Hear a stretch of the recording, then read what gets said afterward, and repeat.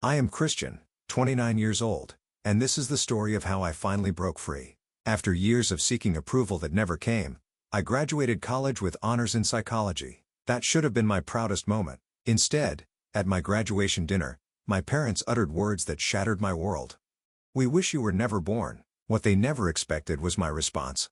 Words that silenced an entire restaurant and changed my life forever. If you have ever felt unappreciated by those who should love you most, this story might resonate with you.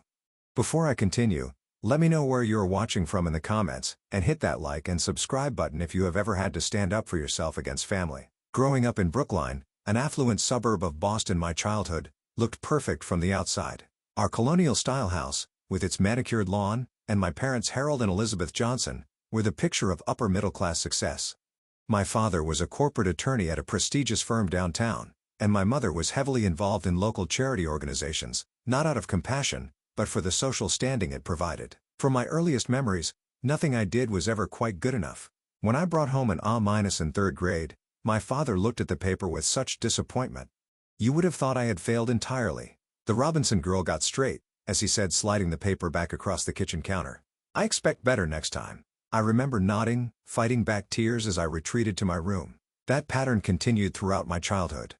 If I won second place in a science fair, the conversation would center on who won first and what I should have done differently. When I made the swim team, but wasn't the fastest, dinner conversation revolved around how I needed to train harder. There was always someone better, always a higher bar I had failed to reach. My father had a very specific vision for my future. It was medicine, law, or business. Nothing else was acceptable. "Those are careers with prestige," he would say, during our Sunday dinners, cutting his roast beef into precise pieces. "Everything else is settling for less." My mother was no better, though her focus was different. Where my father demanded academic and career excellence, she scrutinized my appearance and social connections. "Christian, you could be so pretty if you lost 10 pounds, she would say while examining herself in the hallway mirror. Or, "Why aren't you friends with the Sullivan girl? Her father is on the hospital board." You know, every friendship, every outfit, every aspect of my appearance was evaluated for how it would reflect on the family. The only person who seemed to see me for who I was my grandmother, Evelyn, my father's mother. Unlike her son, she had a warmth that made her home feel like a sanctuary. "You have a beautiful mind," she would tell me when I shared my thoughts about books we had both read. "Never let anyone dim your light." During visits to her small apartment across town, I discovered psychology books on her shelves. She had been a counselor before retiring, and our conversations about human behavior and emotional health sparked something in me. For the first time, I found a subject that fascinated me completely. Psychology is for people who couldn't handle real science. My father scoffed when I mentioned my interest at 15. "It's all subjective nonsense." My mother nodded in agreement, adding, "Besides, darling, those people barely make any money." Despite their dismissal, I secretly devoured books on psychology, hiding them under my mattress like contraband. When it came time for college applications, I applied to psychology programs despite my parents' insistence on pre-law or pre-med tracks. This led to the biggest fight we had ever had. "We are not paying for you to get some useless degree," my father shouted, his face red with anger. "Not when you have the capabilities to do something worthwhile." "Psychology is worthwhile," I argued back, for once standing my ground. "People need help understanding themselves and others. People need to pull themselves together and stop whining," he retorted. "This discussion is over." It wasn't over though. My grandmother Evelyn stepped in, offering to help with my tuition. "Your future belongs to you, not to your parents," she told me, over tea in her small kitchen. "Study what calls to your heart." My parents reluctantly agreed, but their disapproval was palpable. Every holiday break was filled with thinly veiled comments about real careers and wasting potential. Then, during my sophomore year, Evelyn passed away unexpectedly. I was devastated, losing not just my grandmother, but my only true ally in the family.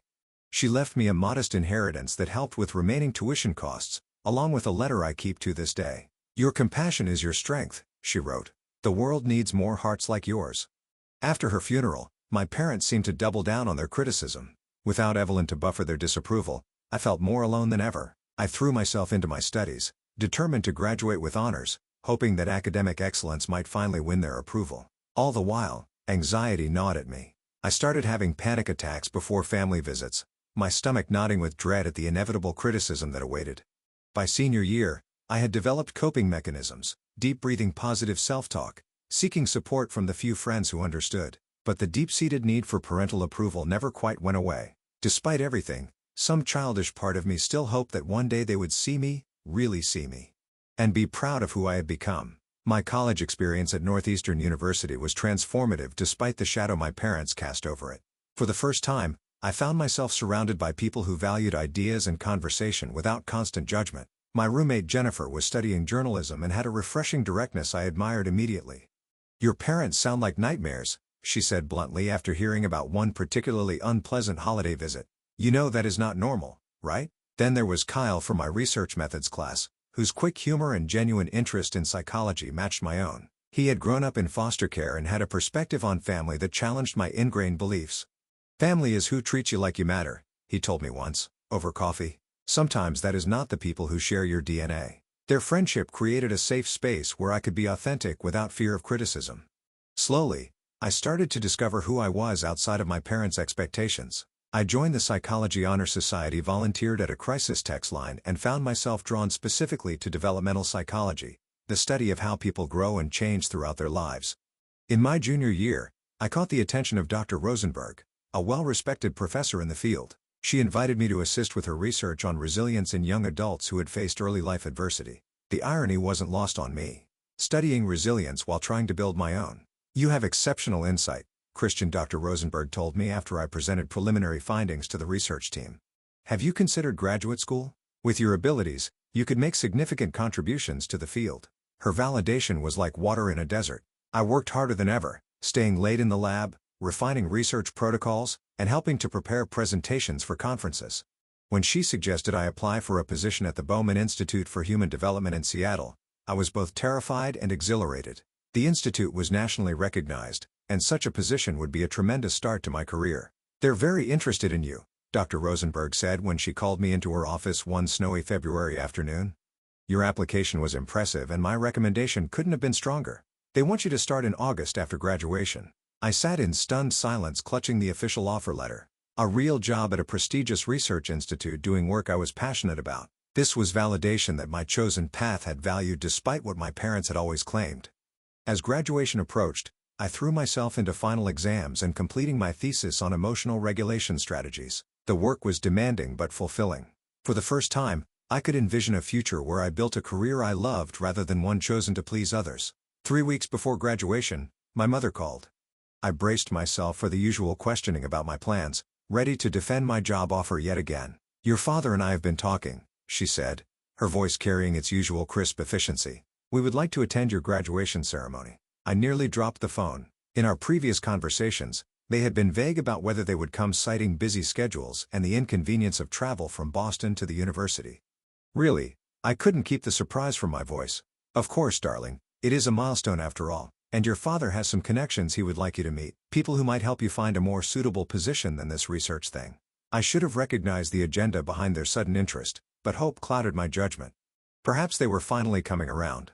Maybe seeing me graduate with honors would make them realize that psychology was a legitimate field and that I had talent worth respecting. With newfound optimism, I threw myself into graduation preparations. I bought a new dress, a sophisticated navy blue that looked professional yet stylish.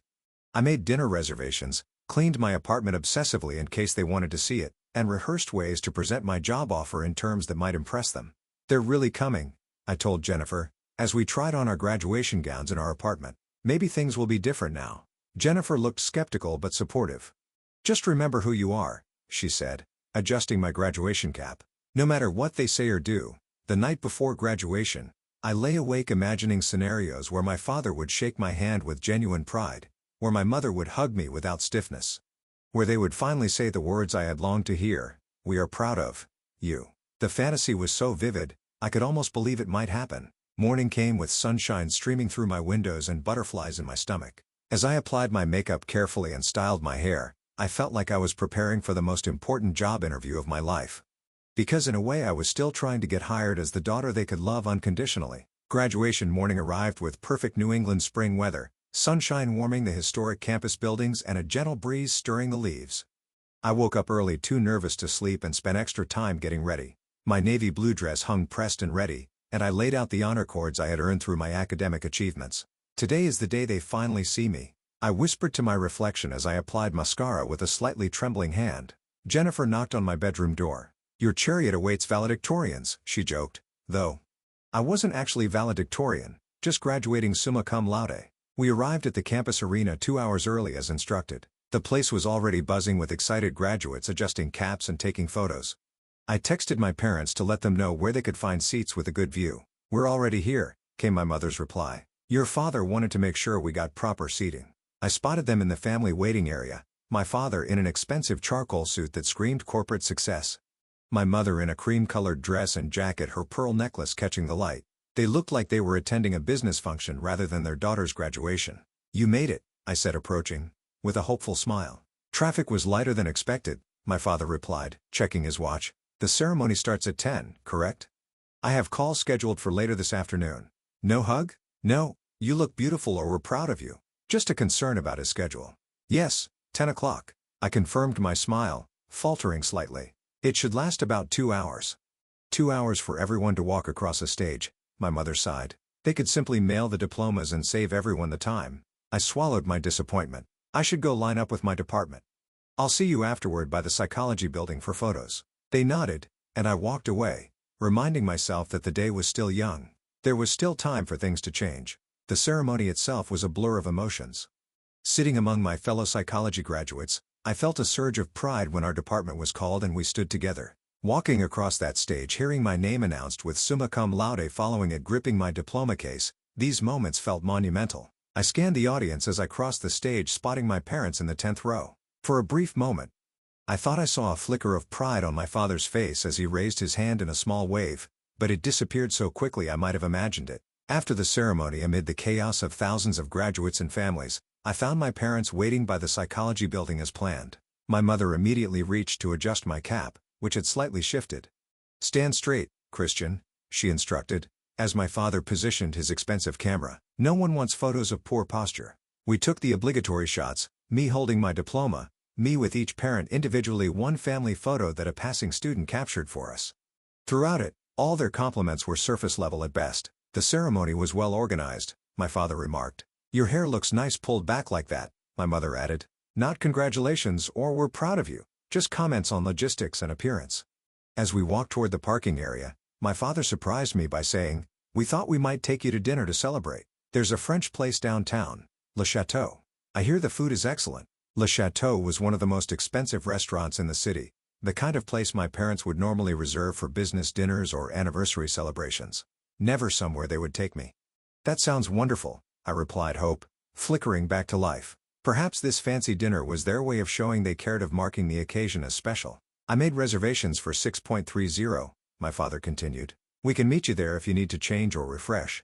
"No, I'll ride with you," I said quickly, not wanting to separate now that things seemed to be improving. "My dress is fine for the restaurant, right?" I glanced down at my carefully chosen outfit. My mother gave me a quick once-over. "It will do," she said, with a small nod that I chose to interpret as approval. The drive to the restaurant was filled with what passed for pleasant conversation in our family. My father, talking about a case he had recently won. My mother discussing an upcoming charity gala she was helping organize. I waited for them to ask about my plans about the job offer I had accepted, but they didn't. Still, I remained optimistic as we pulled up to the restaurant's valet parking. Le Chateau was everything its reputation promised. Crystal chandeliers, pristine white tablecloths, servers in formal attire, and a hushed atmosphere of exclusivity. The maitre d' recognized my father immediately. "Mr. Johnson, welcome back. Your table is ready. The best in the house has requested." We were led to a corner table near the windows with an excellent view of both the restaurant and the city beyond. My father ordered champagne without consulting the menu, and I felt a small thrill at being treated as an adult worthy of celebration. When the champagne arrived, my father raised his glass. "To graduation," he said simply, "not to Christian or to your achievement. Just to the event itself." Still, I clinked my glass against theirs and sipped the expensive champagne, determined to enjoy this rare moment of familial harmony. "This is lovely," I said, looking around at the elegant surroundings. "Thank you for bringing me here. Every milestone deserves proper acknowledgement," my mother replied, studying her menu. "The foie gras here is exceptional." For a brief, shining moment, as we ordered appetizers and made small talk about the restaurant's decor, I allowed myself to believe that this dinner represented a turning point in our relationship. Perhaps my graduation had finally proven my worth to them. Perhaps now, at last, I would receive the validation I had craved for so long. The appetizers arrived, delicate plates of seared scallops for my mother, escargot for my father, and a goat cheese salad for me. As we began to eat, my father asked about other graduates in my program.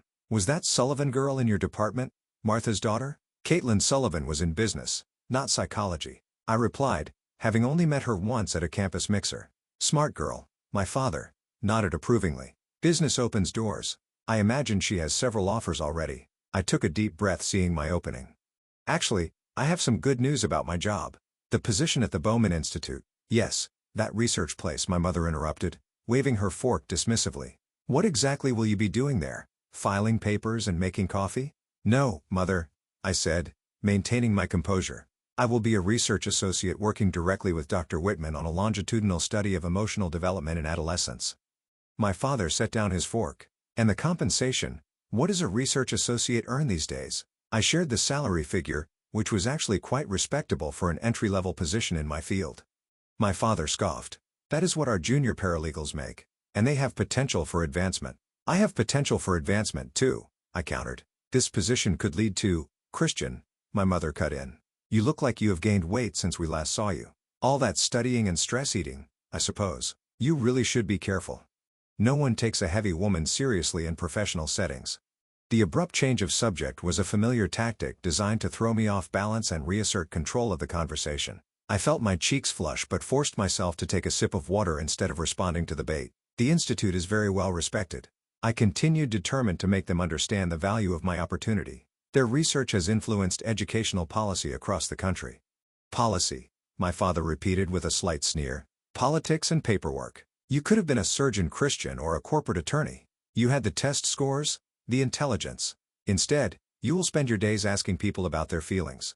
The main courses arrived: filet mignon for my father, sea bass for my mother, and roasted duck for me. The timing provided a brief respite from the criticism, but it didn't last long. We ran into the gardeners last week, my mother said, as she delicately cut her fish. Their son just finished his first year at Harvard Medical, top of his class. Good for him, I replied, trying to keep my tone neutral.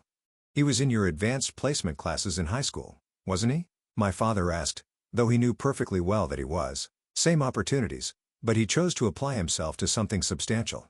Each word felt like a small cut. I had graduated with honors, secured a position at a respected institution, and was about to begin a career I was passionate about.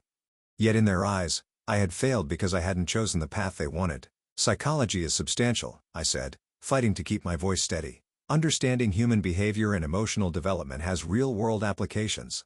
My research could help identify early intervention strategies for at-risk youth. My father took a long sip of his wine before responding. Your mother and I have been patient, Christian. We allowed you to pursue this interest of yours. We thought perhaps you would come to your senses before graduation, realize the limitations you were placing on yourself. It is not a limitation to follow your passion, I countered. Passion, my mother sighed, as if the very word was distasteful. Passion does not pay mortgages or build retirement accounts. Practical choices do. The conversation continued in this vein throughout the main course. My attempts to explain my career choice met with dismissal or derision. I felt myself shrinking in my seat, the old familiar feeling of inadequacy creeping over me like a cold shadow. As the waiter cleared our plates, my father ordered another bottle of wine without asking if anyone wanted it. When it arrived, he held up his glass in what appeared to be another toast. My heart lifted slightly. Perhaps, despite their criticism, they were still proud of me in some small way. I would like to say something, my father began, his voice taking on the formal tone he used for speeches at business functions. Today marks the completion of your education, Christian. And while it is not the path we would have chosen for you, your mother and I acknowledge your persistence. It wasn't exactly warm praise, but it was something. I raised my glass slightly, waiting for him to continue. However, he went on, his expression hardening. I feel it necessary to express our disappointment. With your capabilities, you could have contributed meaningfully to society. Instead, you chose a soft science with questionable methodologies. When we look at the other parents today celebrating children who will become doctors, lawyers, business leaders, well, he paused, exchanging a look with my mother. Sometimes we wish you were never born. Then we wouldn't have to explain your disappointing choices to our friends. The words hit me like a physical blow. I froze my glass, still halfway raised, unable to process what I had just heard. My mother did not contradict him or come to my defense. Instead, she nodded slightly, as if what he had said was perfectly reasonable. The restaurant around us seemed to go silent, though I'm sure that was just my perception as shock washed over me. A waiter who had been approaching our table with dessert menus stopped abruptly, clearly having overheard, and awkwardly retreated. Diners at nearby tables glanced over, then quickly away, embarrassed to have witnessed such a moment. I couldn't breathe, the room seemed to spin slightly, and I gripped the edge of the table to steady myself. 22 years of criticism and emotional neglect had culminated in this statement, a clear, unambiguous declaration that my existence was a disappointment to them. In that moment, something inside me that had been bending for years finally broke, but instead of collapsing, I felt a strange clarity emerging through the pain. These people would never see me, they would never value me, and I had spent far too long trying to earn love that should have been freely given. The silence at our table stretched like an eternity. My father took a casual sip of his wine, as if he hadn't just said something devastating. My mother adjusted her napkin, avoiding eye contact.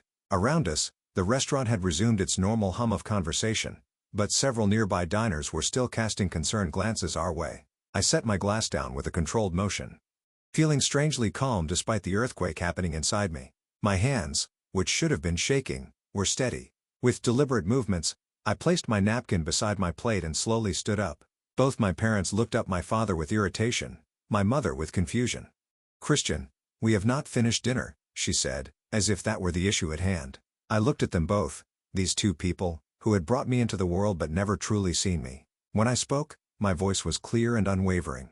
"Surprising, even myself. If that is what you wish, then consider me as if I never existed. Live your lives as though there was never a daughter named Christian." The entire restaurant went silent. A waiter dropped a spoon somewhere in the background, the clatter almost comically loud in the hushed atmosphere. "From this moment forward," I continued, "you no longer have to explain me or my choices to anyone. You no longer have to feel disappointed by my existence. I release you from the burden of having a daughter who dared to follow her own path, instead of living the life you prescribed." My father's face flushed dark red. "Christian, you are making a scene. Sit down immediately." "No," I said simply. "I will not sit down. Not today. Not ever again. For 22 years I have tried to earn your approval, your love. I see now that was never possible. Not because I failed, but because you were incapable of giving it." I picked up my small clutch purse from beside my chair. "Thank you for dinner and for the clarity. I finally understand that I will never be enough for you. But here is what you fail to see. I am more than enough for myself." With that, I turned and walked through the silent restaurant, my head high, despite the tears threatening to spill. I could feel every eye on me, but for once I didn't care what anyone thought. Not the other diners, not the staff, and especially not my parents. It wasn't until I reached my car in the parking lot that the composure cracked.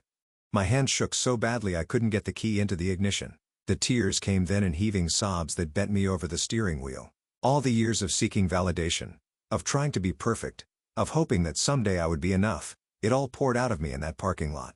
After what seemed like hours, but was probably only 15 minutes, I managed to calm myself enough to drive. Without conscious thought, I headed straight to Jennifer's apartment. She opened the door, took one look at my tear-stained face, and pulled me into a tight hug without saying a word. "They said they wish I had never been born," I whispered against her shoulder.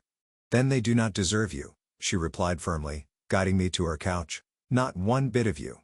I collapsed onto her sofa as she went to make tea, the weight of what had happened finally hitting me fully. My phone started buzzing in my purse. Texts and calls from my parents. I pulled it out to silence it and saw the messages already coming through. "You are overreacting. This display was childish and embarrassing. Call us immediately so we can discuss your behavior." Not one apology. Not one acknowledgement of the cruelty of their words. Just blame and demands for compliance as always. Jennifer returned with mugs of tea and took the phone from my hand, reading the messages with growing anger. "Unbelievable," she muttered, setting the phone face down on the coffee table. "You are not calling them back tonight." She called Kyle, who arrived 20 minutes later, with ice cream and a fierce protectiveness that made me cry all over again.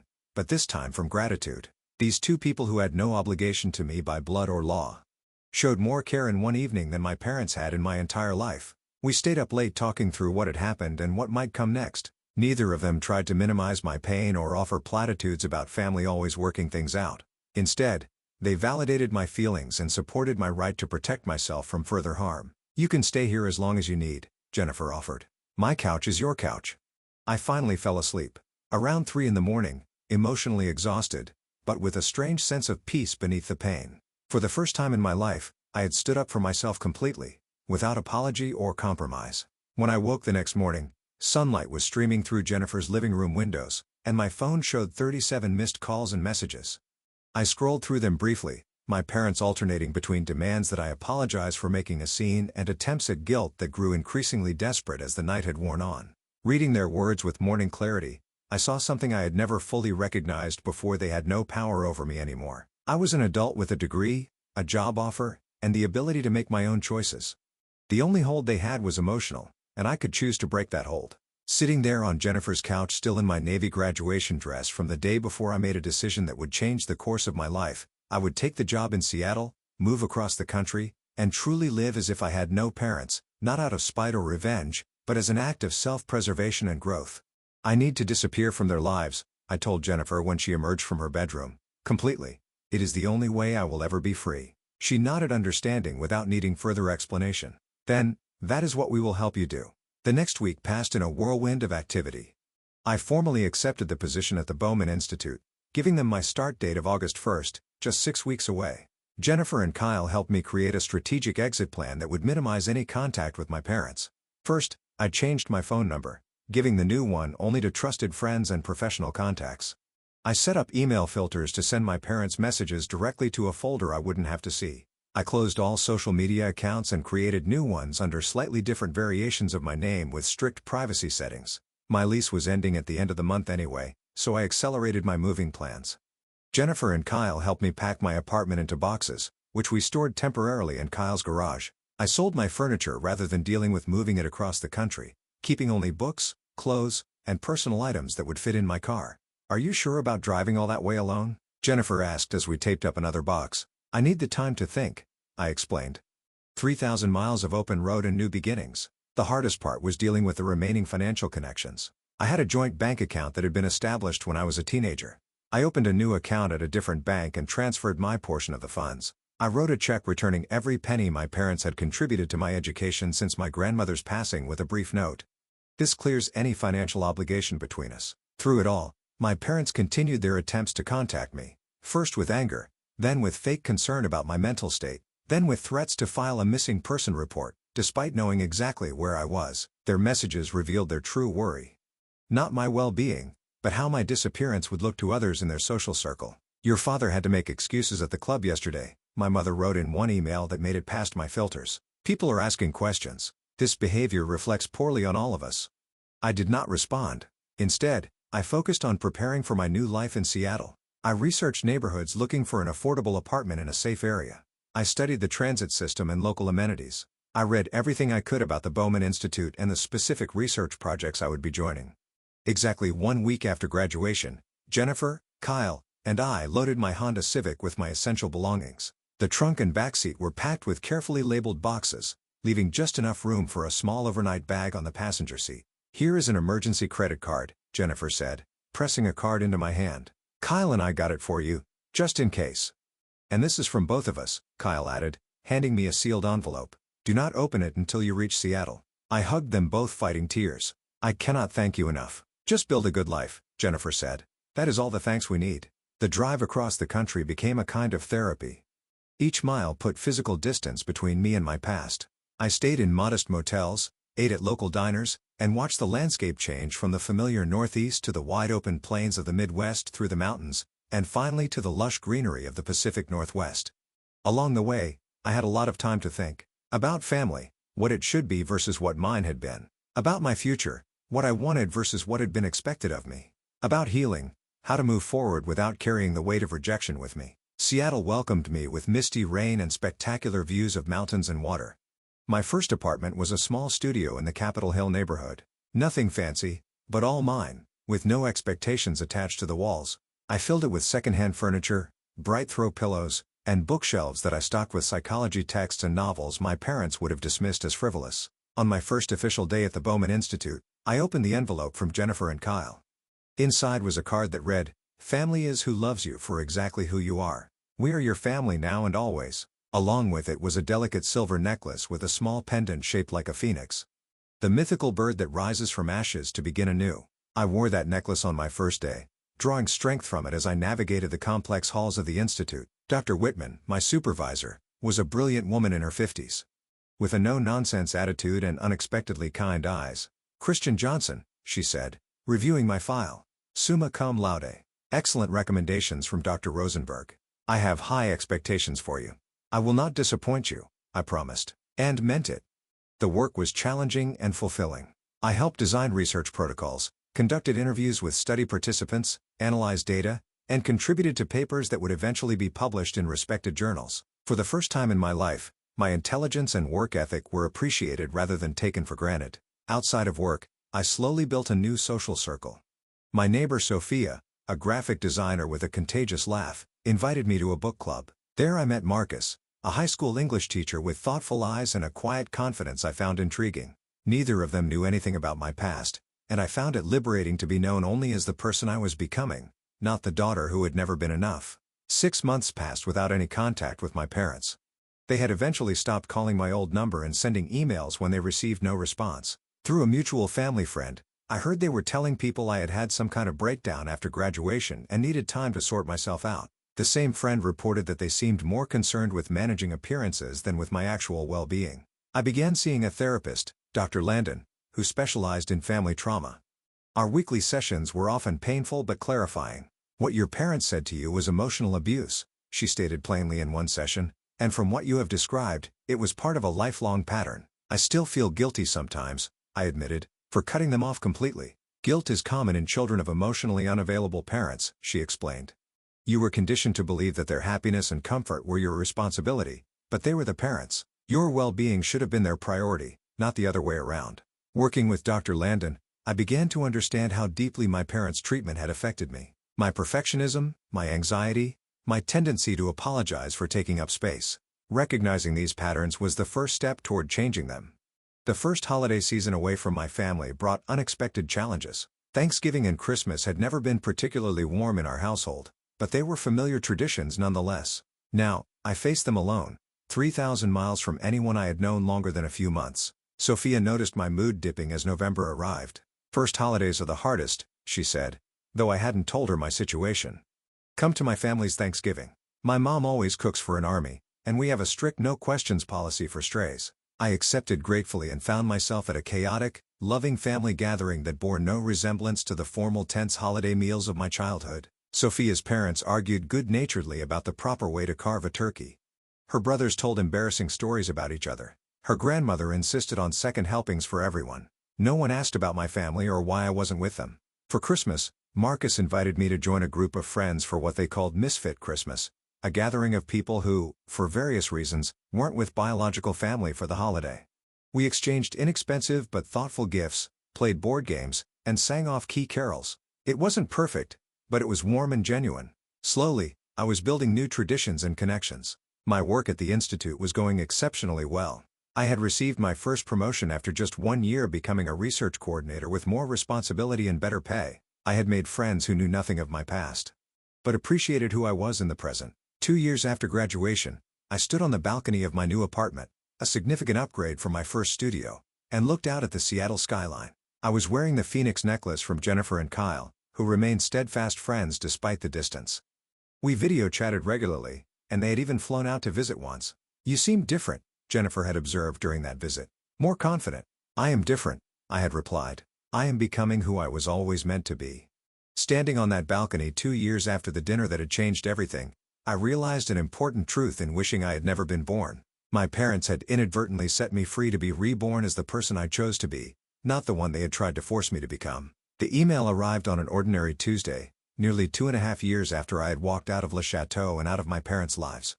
The subject line read simply, "We need to talk." My father had somehow obtained my work email, which was publicly listed on the Bowman Institute website. The message was brief. "Your mother and I will be in Seattle next weekend for a medical conference. We would like to meet with you. Please respond with a time and place." No apology, no acknowledgement of what had happened, just the expectation that I would comply as I always had before. I sat staring at the screen, my heart racing, unsure how to respond or whether to respond at all. The life I had built in Seattle felt suddenly fragile, as if their mere presence in the same city might shatter my hard-won peace. I forwarded the email to Dr. Landon and asked for an emergency session that evening. She fit me in at 7 o'clock after her regular appointments. "You do not owe them a meeting," she reminded me, as I sat anxiously in her office. "Your boundaries are valid and necessary." "I know," I said, "but part of me thinks that if I do not see them, they will continue to have power over me. Like I am still running, still afraid."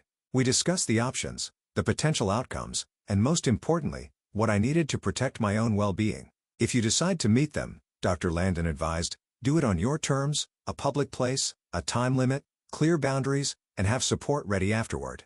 After careful consideration, I replied to my father's email. I will meet you at Westlake Coffee Shop Saturday at 11 a.m. I can stay for 30 minutes only. The coffee shop was busy enough to be public but quiet enough for conversation. It was near Marcus's apartment where I planned to go immediately after. Both Sophia and Marcus knew what was happening and had promised to be available if I needed them. When Saturday arrived, I dressed carefully in a professional outfit that made me feel confident. Charcoal gray slacks, a blue silk blouse, and the phoenix necklace for courage. I arrived 15 minutes early to select a table in the corner where I could see the door. They entered precisely at 11, looking older than I remembered, but otherwise unchanged. My father in a business casual outfit that probably cost more than my monthly rent, my mother in a designer dress with her pearl necklace. They spotted me immediately and made their way over, my father leading with purposeful strides. "Christian," he said, extending his hand as if this were a business meeting. "You look well." I shook his hand briefly, but did not rise for the hug my mother seemed to expect. "Please sit down," I said, gesturing to the chairs across from me. "Would you like coffee?" "We already ordered at the counter," my mother replied, her eyes scanning me critically. "You have lost weight." Of course that would be her first observation. "How did you find my work email?" I asked, skipping the small talk. "Your father has connections," she replied vaguely. "We have been trying to reach you for some time." "I was not hiding," I said. "I simply chose not to be in contact." An uncomfortable silence fell. My father cleared his throat. "Your behavior has been extremely distressing to your mother. The way you left that dinner, cutting off all contact, it was immature and hurtful." I felt a familiar anger rising, but kept my voice steady. "Do you remember what you said to me at that dinner?" He waved his hand dismissively. "Everyone says things they do not mean in the heat of the moment." "You told me you wished I had never been born," I stated plainly. "That was not the heat of the moment. That was the culmination of a lifetime of criticism and conditional love." "You are exaggerating," my mother interjected. "We have always wanted what is best for you." "No," I corrected her. "You have always wanted what you think is best for yourselves. A daughter who reflects well on you, who makes choices you can brag about to your friends. Not a daughter who is authentic and happy." The barista called their names, and my father went to retrieve their drinks. My mother leaned forward. "This little rebellion has gone on long enough, Christian. People are asking questions. Your father has had to make excuses at his firm. It reflects poorly on us." And there it was, their true concern. Not my well-being, but their image. When my father returned and set their elaborate coffee drinks on the table, I decided to be direct. "Why are you really here? What do you want from me?" They exchanged glances. "We want things to go back to normal," my father said. "Families should be in contact. The holidays have been awkward without you." "Awkward," I repeated. "Not sad or incomplete. Awkward." "That is not what I meant," he backtracked. "I think it is exactly what you meant," I replied. "And that is the problem. I was never a person to you, just an extension of yourselves, a reflection of your expectations. When I chose my own path, I became an inconvenience, an embarrassment." "That is unfair," my mother protested weakly. "Is it?" I asked. "You have been here for 5 minutes and have not once asked about my life, my work, my happiness. You have only mentioned how my absence affects you." They looked taken aback, as if this perspective had never occurred to them. "I have built a life here," I continued. "A good life. I have friends who value me for who I am, not what I achieve. I have work that matters to me and makes a difference in the world. I have peace." "We are still your parents," my father said, his tone carrying the authority that once would have silenced me immediately. "Biology made you my parents," I acknowledged. "But you chose not to be my family. Family supports. Family accepts. Family loves unconditionally. You did none of those things." My mother's eyes filled with tears. The first genuine emotion I had seen from her in years.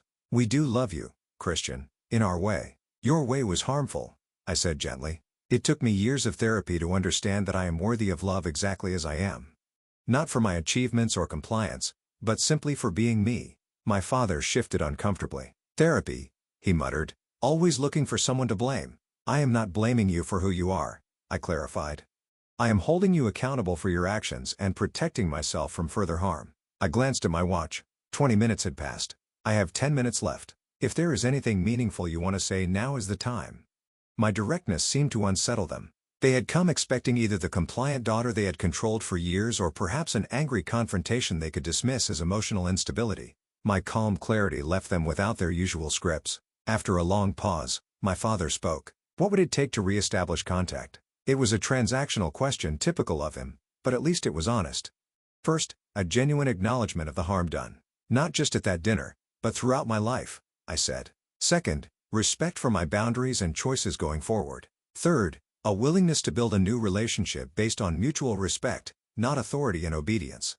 And if we cannot meet those conditions, my mother asked quietly, then we remain as we are, I replied. I will continue my life without you in it.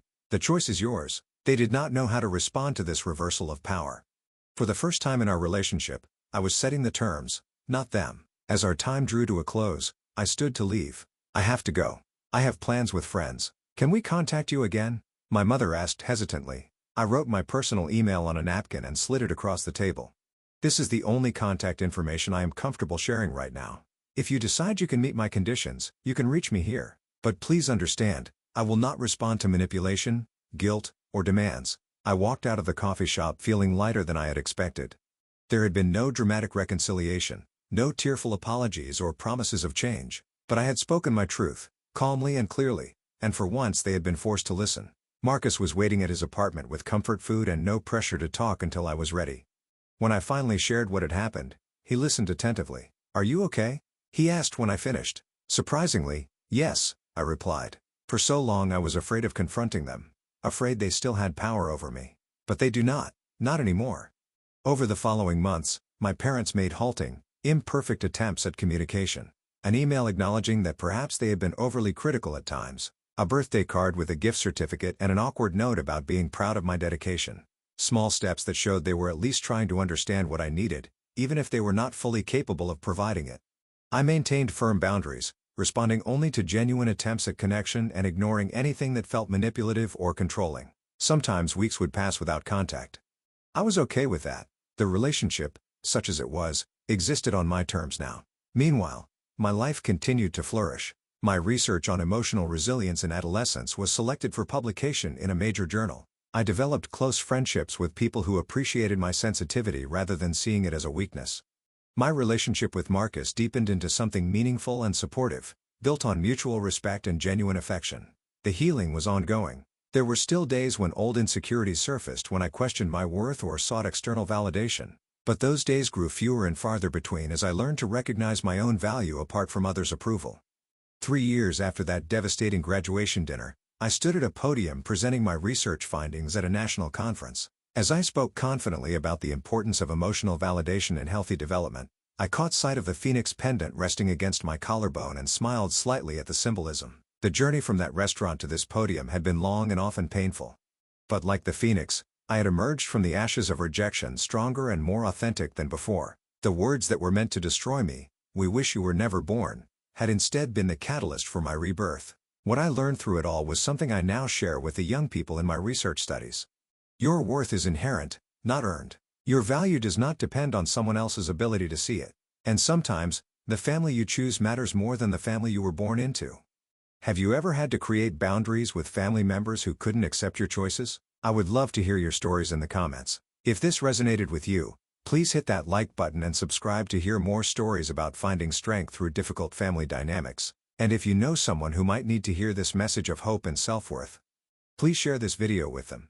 Thank you for listening to my story. And remember, you are worthy of love exactly as you are.